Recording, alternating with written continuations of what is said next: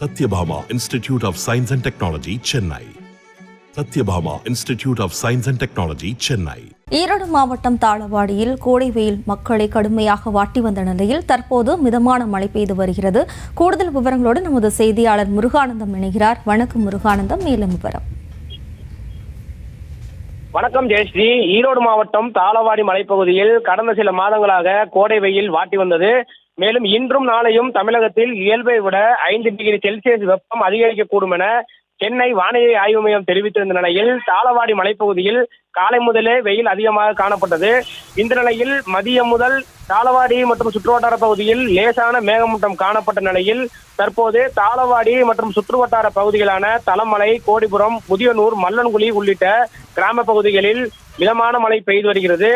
கடந்த சில மாதங்களாக கோடை வெயில் வாட்டி வந்த நிலையில் தற்போது குளிர்ச்சியான சூழல் நிலவி வருவதால் பொதுமக்கள் மகிழ்ச்சி அடைந்துள்ளனர். சேஷ்டி, விவரங்களுக்கு நன்றி Muruganandam. Satyabhama Institute of Science and Technology, Chennai.